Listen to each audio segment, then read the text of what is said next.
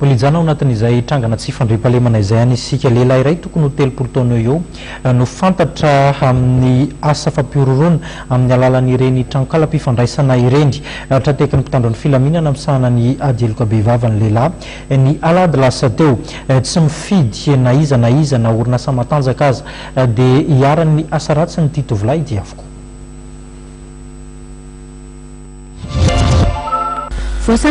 Polisy misahana ny eloka behivavy etsy Anosy ny alahady teo teny amin'ny cybertenitosy ilay tovolahy teratany malagasy 30 taona.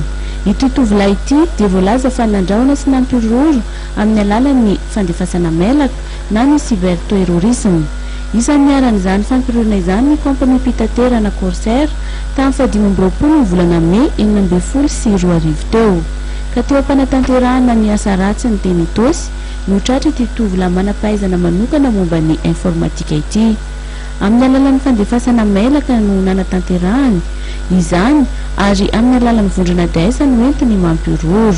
Nanomboka ny 2020 volana Aogositra teo no niainga ny fanadihadina teto Madagasikara taoriny ny namohan'ny tany ivelany fa eto amintsika no misy ilay mpampiroro noho ny fikarohana nataon'izy ireo.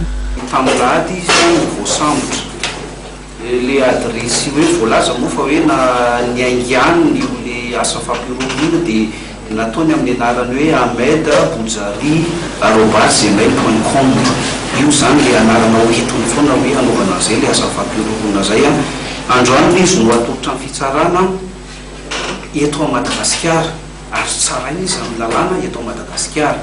Fa raha ohatra kosa ilainy zareo any an-daka izy dia fa ao anatin'le hoe procédure sy le hoe entraide judiciaire no entina amezana ny famotorana any amin'ny toerana rehetra izay miaran'ireo asa fampirorona rehetra. Olona 20 no natao famotorana fa i Rodin kosa ny fantatra fa nanatanteraka ilay fandefasana mailaka mampiroro ireo kompani mpitaterana any ivelany. Natolotra ny fampanaovana androany i Rodin.